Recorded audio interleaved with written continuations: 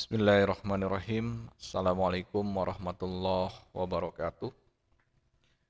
Kita akan melanjutkan kajian kita di sesi kelima tentang filsafat ilmu. Kali ini kita akan membahas tentang metode kebenaran ilmiah dari dua filsuf besar yang berbeda zaman. Pertama, René Descartes, hidup di abad pencerahan, dan yang kedua kita akan membahas pandangan Karl Raimund Popper, filosof abad 20 yang pemikiran orisinalnya nanti sangat berbeda dengan metode ilmiah yang biasa kita gunakan. Baik, kita mulai dengan René Descartes. Beliau adalah seorang filosof di zaman pencerahan, lahir di Prancis. Pada saat dia hidup, itu kemajuan perkembangan sains, filsafat, kemudian matematika, logika cukup berkembang dengan pesat. Makanya disebut dengan zaman pencerahan. Satu fase setelah zaman atau abad ke-8 dalam sejarah filsafat barat yang menandai fase berikutnya ketika filsafat tunduk terhadap gereja. Di zaman pencerahan, filsafat itu tidak tunduk terhadap siapa-siapa, begitulah. Jadi semua seolah memiliki kebebasan untuk mengembangkan kajian-kajiannya, mengembangkan kemajuan-kemajuan dalam bidangnya masing-masing. Nah, René Descartes lahir di abad pencerahan, minatnya terhadap kajian-kajian sangat banyak, baik dari kajian filsafat, kemudian logika, hukum, matematika, dan juga teologi. Dia dikenal sebagai bapak filsuf modern, karena konon katanya dia berusaha untuk memasukkan logika-logika matematika ke dalam filsafat yang dahulu, yang biasa kita kenal dengan filsafat tradisionalnya Aristoteles ya. Dia berusaha untuk memasukkan hal-hal yang baru terhadap filsafat, dan kemudian dikenal dengan sebutan bapak filosof modern.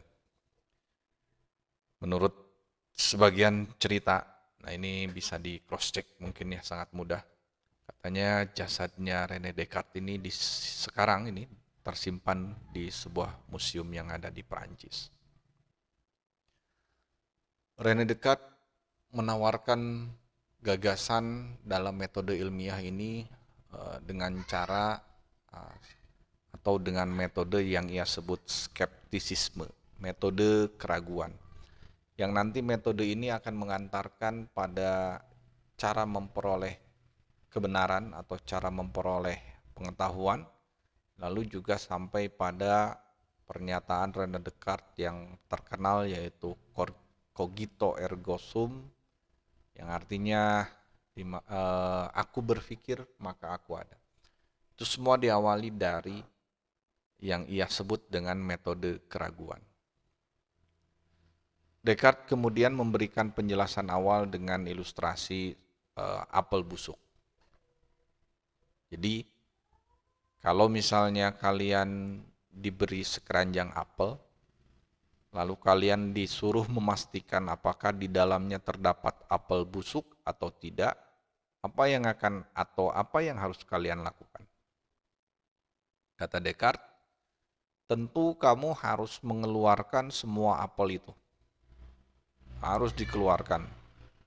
Kalau apel itu ada 200, kamu harus keluarkan apel tersebut dan kamu harus cek satu persatu apel itu.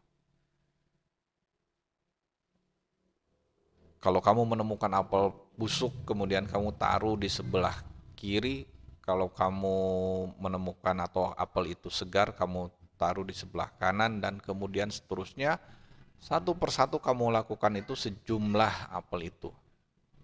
Nah, itu yang harus kamu lakukan pertama kali ketika menggunakan metode skeptik. Kita dalam kehidupan berjejal informasi yang masuk ke dalam kepala kita, mungkin dari kecil sampai kita sekarang sudah ribuan bahkan mungkin jutaan informasi yang masuk ke dalam diri kita, ke dalam kepala kita. Maka untuk mengecek kebenarannya, kita harus mengeluarkan pemikiran-pemikiran atau informasi-informasi yang kita terima itu. Kita harus tata ulang istilahnya. Kita harus coba mencari tahu satu persatu dari informasi yang kita terima. Apakah informasi atau keyakinan itu bisa kita terima sepenuhnya atau tidak. Nah, tentu metode skeptik ini memerlukan waktu dan juga keberanian, terlebih ketika misalnya kita harus skeptik terhadap sesuatu yang selama ini kebenarannya kita sebut sebagai kebenaran final. Dari metode skeptik itu kemudian Descartes memberikan satu tahapan epistemologis dalam mengkaji satu hal tertentu yang terkait dengan proses pembuktian sebuah kebenaran. Yang pertama, tadi yang kita bahas yaitu jangan percaya apapun sampai terbukti kebenarannya. Apalagi kita yang hidup di zaman teknologi informasi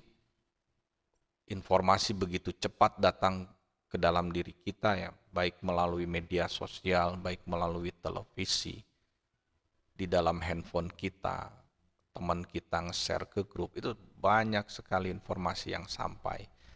Nah, jangan percaya apapun sampai terbukti kebenarannya. Artinya apa? Kita harus meragukan semua hal. Kita harus meragukan segala sesuatunya. Baru kemudian tahap kedua, kata Descartes, kita lakukan yang disebut dengan analisis. Apa itu analisis? Jadi kita diminta atau kita disuruh untuk memilah semua bagian-bagian. Memisahkan semua bagian-bagiannya. Contoh misalnya, ketika kalian mendapat tugas menganalisis perilaku anak dalam keluarga broken home misalnya ya. Maka ketika kalian mendapatkan tugas analisis itu, yang harus kalian lakukan adalah memilah bagian-bagian yang ada di dalam konsep tersebut.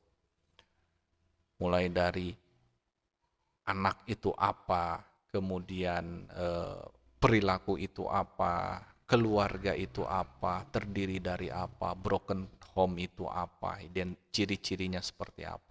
Setelah kalian melakukan analisis dengan cara memilah semua bagian, maka proses yang ketiga adalah melakukan identifikasi. Jadi, coba kalian identifikasi semua kemungkinan dari masalah yang sudah kalian analisis. Ketika misalnya kalian menganalisis anak, apa ciri-ciri anak, bagaimana perilaku anak, yang disebut dengan anak itu dari usia berapa sampai berapa. Kemudian apa yang disebut dengan perilaku, bagaimana perilaku berkembang, apa yang mempengaruhi perilaku, lalu tentang keluarga, tentang broken home, tentang orang tua, dan lain sebagainya. Setelah kalian identifikasi, lalu kalian coba temukan solusi secara bertahap. Dari mulai yang paling sederhana sampai dengan solusi atau sampai dengan memberikan solusi terhadap persoalan yang paling rumit. Jadi, tahapan skeptisisme atau metode keraguan itu paling tidak ada 4 tahap. Jadi bukan berarti ketika Descartes berbicara tentang keraguan, lalu kalian meragukan semuanya, kalian meragukan segala sesuatu, setelah itu kalian galau, setelah itu kalian bingung. Tidak seperti itu. Tapi ada tahap selanjutnya, setelah keraguan apa yang harus dilakukan? Setelah itu analisis, identifikasi, lalu kemudian kalian mencoba menemukan solusi secara bertahap dari mulai yang paling sederhana hingga ke yang paling kompleks. Nah, metode keraguan ini menjadi pijakan dari pemikiran filosofisnya Descartes sampai dengan nanti kita akan bertemu dengan konsep-konsep yang lain. Baik, kita akan meneruskan terkait dengan metode keraguan ini. Descartes menyampaikan metode keraguan ini melalui apa yang disebut dengan dream argument, argumentasi tentang mimpi. Jadi, kata Descartes, apa sih yang membedakan antara saya yang sedang menjalani kehidupan ini dengan saya ketika sedang bermimpi? Toh, dua-duanya tidak ada bedanya gitu. Ketika saya mimpi dikejar anjing, saya lari, saya ketakutan, saya capek, saya keringetan. Sama juga ketika dalam kehidupan saya dikejar anjing, saya capek, saya lari, saya ketakutan, saya keringetan. Lalu yang real itu yang mana, kata Descartes? Atau misalnya jika di antara kalian ada yang pernah mengalami astral projection namanya. Ini saya di luar perdebatan bahwa astral ini mitos dan ataupun yang lain sebagainya, karena saya sendiri pernah mengalaminya. Sering malah ketika sekitar tahun 2014 lah ya, seingat saya. Jadi astral itu ketika, apa ya saya sebutnya, ketika ruh kalian keluar dari tubuh kalian, kemudian ruh kalian itu memandang kalian yang sedang tidur.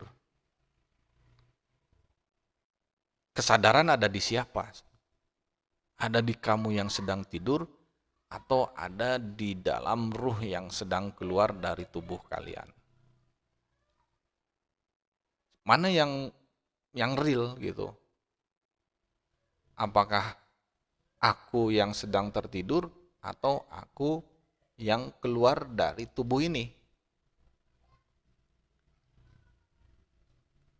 Dream argument ini menuntut kita untuk sekali lagi ya, untuk mempertanyakan kembali apa yang sudah kita jalani, apa yang sudah kita percaya, apa yang sudah kita yakini. Sehingga semuanya benar-benar menjadi satu keraguan. Kita ragu terhadap segala sesuatu, kita ragu terhadap segala hal. Lalu, jika semua diragukan, apa yang bisa kita yakini? Kita ragu apakah kita ini yang eksis, yang sedang duduk, yang sedang belajar, atau kita ini ragu kalau kita ini sebetulnya yang real itu yang ada di dalam mimpi. Atau mungkin kita ini sebetulnya adalah sosok dari mimpi, sosok yang lain gitu, dan seterusnya, sampai kita meragukan semuanya. Nah, jika kita ragu terhadap satu hal, atau terhadap semua hal, lalu apa yang bisa kita yakini? Kata Descartes, tentu yang bisa kita yakini sepenuhnya adalah aku yang sedang berpikir. Aku yang sedang memikirkan tentang segala sesuatu yang aku ragukan, kata dia. Tidak mungkin kita berpikir tentang sesuatu atau tidak mungkin sesuatu dipikirkan tanpa ada orang yang memikirkan, kan begitu. Maka kata Descartes, cogito ergo sum. Ya, aku berpikir maka di situ tidak bisa diragukan lagi, maka aku ada. Ketika semuanya diragukan, siapa yang bisa diyakini? Apa yang bisa diyakini? Ya Anda yang sedang berpikir tentang keraguan itu sendirilah yang bisa diyakini sepenuhnya. Dari situlah kemudian pernyataan terkenal cogito ergo sum dari René Descartes itu muncul. Tapi pertanyaan berikutnya, lalu dari mana berpikir atau kemampuan berpikir itu diperoleh? Nah, maka kita masuklah beberapa teori yang disampaikan oleh René Descartes. Kemampuan berpikir kita, kata Descartes, itu sudah tertanam di dalam diri kita sejak kita lahir. Yang dia sebut dengan I need ide, atau yang disebut dengan ide bawaan. Ide bawaan itu ada 3. Yang pertama, res cogitans, kemampuan kita dalam berpikir, kata Descartes. Jadi sejauh kita diberi akal, sejauh akal itu berfungsi dengan baik, sejauh akal itu digunakan, maka sebetulnya kita punya kemampuan untuk berpikir secara normal ya. Terkecuali kalau misalnya, misalnya orang gila, itu kan proses berpikirnya sudah terganggu. Kita tidak membicarakan hal itu. Tapi semua manusia itu diberi akal pikiran, kemampuan yang dinamakan res cogitans yang bisa digunakan untuk menganalisis persoalan-persoalan. Yang kedua, yang disebut dengan konsep res extensa, perluasan. Jadi kata René Descartes, kemampuan berpikir kita beserta objek yang kita pikirkan itu semakin lama semakin berkembang dan semakin meluas. Contoh misalnya, kemampuan kamu pada saat SD dibanding dengan kemampuan kamu saat ini tentu akan sangat jauh berbeda. Karena problem yang waktu kamu SD hadapi dengan problem yang kamu sekarang hadapi itu sangat berbeda, kompleks. Dan si perluasan itu akan terus-menerus. Baik itu kemampuan berpikir kamu maupun objek yang kita pikirkan.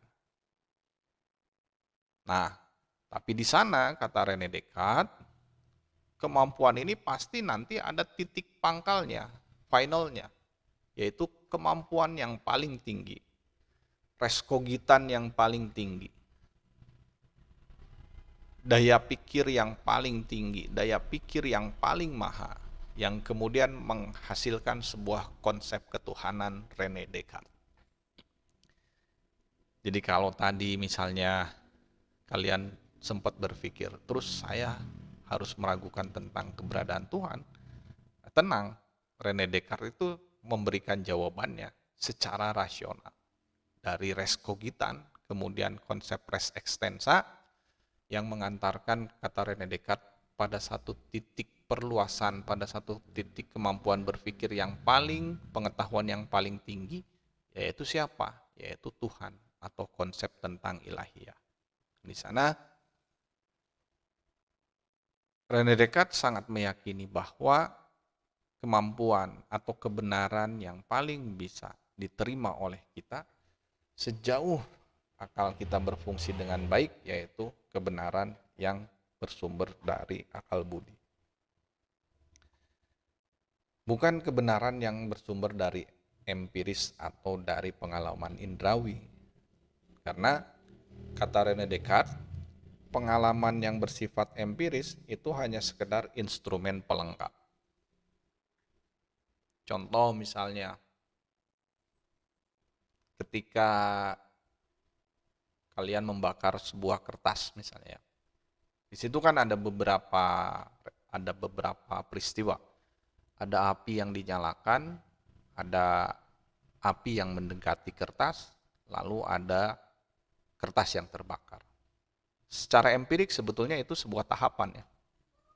Tahap pertama api menyala, tahap kedua api mendekat, tahap ketiga kertas terbakar.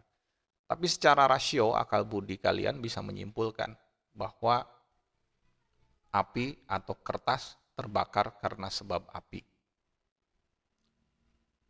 Contoh yang lain misalnya,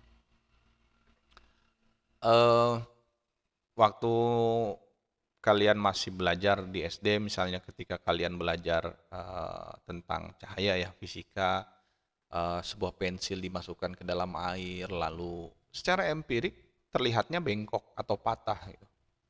Tapi secara rasional akal budi kalian meyakini bahwa pensil itu lurus. Nah itulah bedanya kenapa, kata René Descartes, pemikiran yang sifatnya empirik itu tidak sepenuhnya bisa dipegang sebagai satu kebenaran. Tapi pemikiran atau kebenaran yang bersumber dari akal budi lah itulah yang paling bisa dipercaya. Sama halnya ketika kita melihat mata kita melihat suatu hal yang menarik ya. Antara kita yang memiliki akal sehat dengan maaf misalnya orang yang akalnya terganggu kan tentu sangat beda responnya. Kita melihat misalnya mobil yang sangat mewah lalu kita bahagia ketika memilikinya, kita bangga ketika memilikinya. Tapi bagi orang yang akalnya tidak berjalan, ya mobil itu tidak tidak ada artinya sama sekali. Jadi pengetahuan, respon yang paling bisa dipercaya, yang paling bisa kita terima, kata René Descartes, adalah pengetahuan yang sifatnya rasional. Nah itu secara singkat gambaran tentang metode ilmiah yang disampaikan oleh René Descartes terkait dengan proses atau terkait dengan rasionalisme. Sekarang kita akan lanjutkan ke tokoh yang kedua yaitu Karl Raimund Popper. Karl Raimund Popper, seorang filosof di abad ke-20, dia kelahiran Vienna, Austria. Popper ini juga punya minat yang sangat tinggi terhadap filsafat, terutama filsafat ilmu. Dia lahir dalam keluarga yang sangat berpendidikan, pendidikannya tinggi orang tuanya sehingga akses terhadap informasi, akses terhadap pendidikan, terutama buku itu sangat terbuka. Sehingga dia banyak mempelajari segala hal sampai pada usia 16 tahun itu dia merasa bosan ketika dia sekolah di sekolahnya gitu. Sama halnya lah kayak kalian misalnya yang sudah lama belajar filsafat, tentu kalian pasti akan merasa bosan ketika mendengar penjelasan orang-orang yang menjelaskan tentang filsafat gitu. Nah, itulah yang terjadi pada Karl Raimund Popper. Kemudian dia meraih gelar doktor pada usia ke-26 dengan disertasinya masalah psikologi dalam psikologi pemikiran. Tapi karya Karl Popper yang paling fenomenal, yang paling terkenal itu berjudul The Logic of Scientific Discovery. Tentang logika penemuan ilmiah yang nanti akan membedakan atau memberi ciri khusus terhadap pemikiran ilmiahnya Karl Popper. Lalu Popper juga katanya pernah berteman dan berkenalan dengan Albert Einstein yang pada saat itu momen luar biasa dalam perkembangan ilmu pengetahuan di mana relativitas Einstein teorinya itu menggantikan teori Newton. Nah, mungkin ini juga yang berdampak terhadap pemikiran Karl Popper di dalam logika saintifik, logika penemuan ilmiahnya. Di dalam metode ilmiahnya, Popper sangat menolak sekali tawaran yang disampaikan oleh kelompok positivisme. Apa itu positivisme? Kelompok ilmuwan, kelompok filosof yang mempercayai bahwa kebenaran satu-satunya yang paling bisa diterima adalah pengetahuan berdasarkan pada pengalaman, yang mendasarkan keyakinan pada satu hipotesis. Jadi kelompok positivisme ini terutama dalam sains dan fisika memiliki satu keyakinan yang lahir dari pengalaman-pengalaman yang mereka lakukan berdasarkan observasi, yaitu yang disebut dengan hipotesis. Di hipotesis ini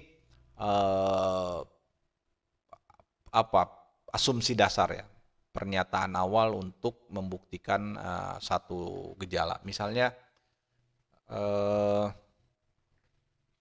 jika pada bulan Desember itu terjadi hujan, maka hipotesanya adalah tahun depan juga di bulan Desember itu akan terjadi hujan. Kemudian cara pembuktiannya apa? Cara pembuktiannya adalah dengan melakukan metode yang kita sering dengar, yaitu verifikasi. Nah, metode verifikasi ini adalah argumentasi yang ditawarkan oleh kelompok positivistik untuk meyakinkan kebenaran hipotesanya. Jadi mencari argumentasi pembenaran itu yang disebut dengan verifikasi. Makanya semakin banyak data yang dikumpulkan, maka semakin kuat hipotesa yang diajukan. Dengan cara apa? Dengan cara verifikasi. Contoh misalnya, ketika kita ambil lagi contoh angsa ya. Ketika kalian berjalan-jalan ke satu negara, sebut saja Australia misalnya, kalian menemukan angsa berwarna putih. Lalu kalian masuk ke kota kedua, kalian menemukan angsa berwarna putih lagi. Masuk ke kota yang ketiga, kalian menemukan angka berwarna putih lagi.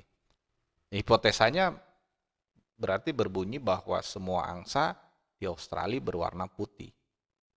Dengan cara apa? Dengan cara verifikasi faktual sampel-sampel yang kalian ambil. Itulah yang dilakukan oleh kelompok positivisme, yaitu dengan cara verifikasi. Nah, kata Popper, pengetahuan yang seperti itu tidak bisa dijadikan sandaran. Pengetahuan yang seperti itu sangat lemah. Kenapa? Karena dia hanya berusaha untuk melakukan pengulangan dan mencari pembenaran berdasarkan verifikasi. Yang harus dilakukan justru adalah proses yang disebut falsifikasi.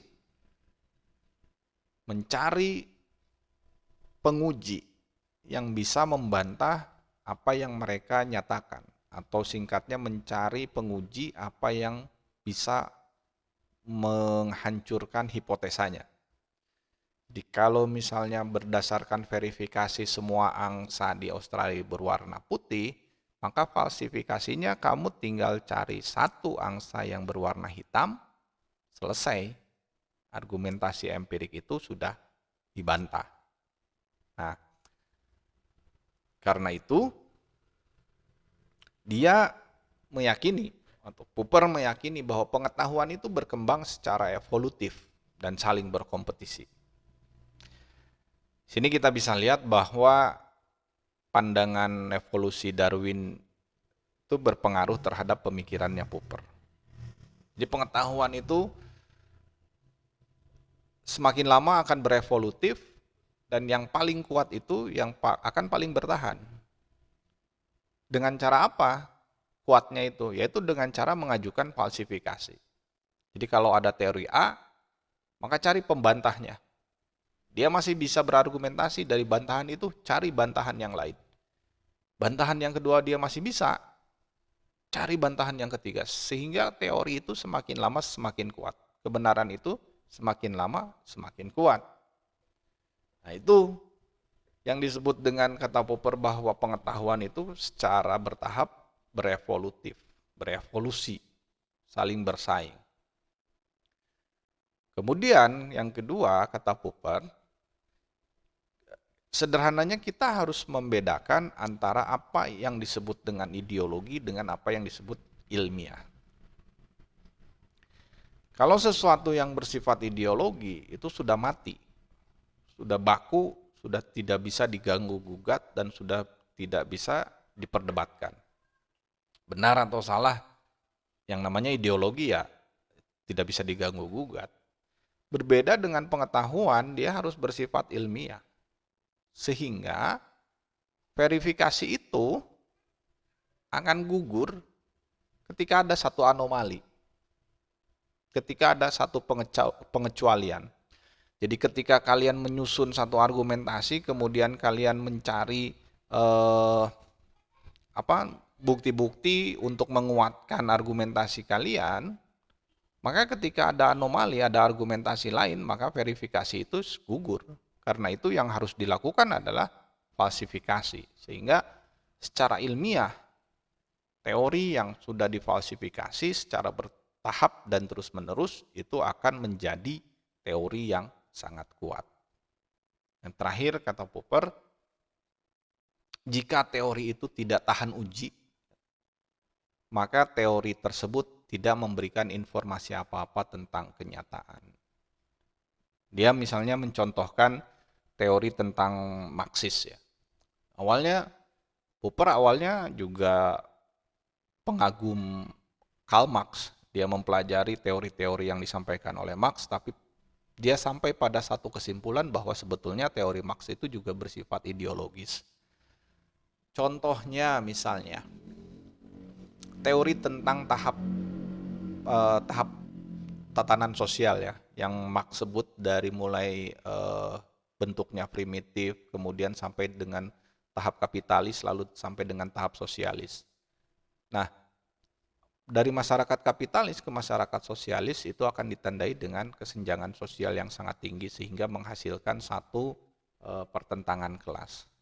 Kalau misalkan kita sebutkan sekarang, bukankah sekarang ini kita sudah mengalami kesenjangan sosial yang sangat gitu, dan kemudian pertentangan kelas sudah terjadi, lalu kenapa revolusi belum terjadi dan masyarakat sosialis belum terbentuk? Mungkin orang-orang Marxis akan menjawab ya syarat untuk terpenuhinya belum sampai sehingga masyarakat sosialis belum terjadi. Dan pada akhirnya terus seperti itu. Akhirnya menjadikan teori Marxis sebagai sebuah ideologi, bukan sebagai, katakanlah seperti itu ya argumentasinya. Nah, itulah yang dirasakan oleh Popper. Karena itu kata dia, pengujian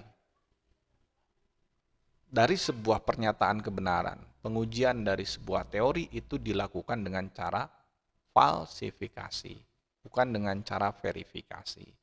Kalau verifikasi secara sederhana, itu mencari bukti-bukti yang bisa menguatkan, sementara falsifikasi itu mencari bukti atau sanggahan yang bisa melemahkan. Di situ bisa terlihat bahwa teori yang tidak tahan uji, artinya sudah lemah, itu tidak akan bisa memberikan informasi apa-apa lagi kepada kita, terkecuali hanya sekedar pengulangan, kata Popper. Terakhir, mudah-mudahan ini bisa menjadi satu ilustrasi yang pas untuk menggambarkannya. Contoh misalnya, ketika sebuah perusahaan mobil menyampaikan tentang kekuatan daya bentur mobil mereka, lalu dilakukanlah uji coba terhadap mobil tersebut, dibenturkan misalnya dalam kecepatan 80 km per jam, pengemudinya masih aman, lalu dalam kecepatan 150 km per jam pengemudinya masih aman, kemudian baru dalam kecepatan 200 km per jam pengemudinya sudah tidak aman lagi. Tapi kan tentu perusahaan tidak akan menyampaikan hal itu. Dia akan terus menyampaikan bahwa mobil ini aman dalam benturan sekeras apapun. Nah, untuk membuktikannya, falsifikasi secara sederhana mencari justru kelemahan-kelemahan dari teori atau dari argumen yang disampaikan. Kalau misalkan dia dibenturkan ke tembok, ya dia cari tembok yang lebih keras. Kalau dia dibenturkan hanya dalam kecepatan 80, dia coba terus sampai ke tingkat kecepatan yang lebih tinggi. Nah, itulah yang dilakukan oleh Karl Popper dalam konsep falsifikasinya. Sehingga Karl Popper memiliki satu keyakinan bahwa dengan cara falsifikasi, maka keyakinan tentang satu kebenaran itu akan bisa kita terima dengan sangat tepat. Karena dia sudah melewati uji, karena dia sudah melewati bantahan-bantahan, dan dia tetap kuat dari uji dan bantahan tersebut. Oke, itu barangkali yang bisa saya sampaikan dari metode ilmiah dua filsuf besar di zaman abad pencerahan diwakili oleh René Descartes dan abad ke-20 oleh Karl Raimund Popper. Mudah-mudahan bermanfaat. Terima kasih. Assalamualaikum warahmatullahi wabarakatuh.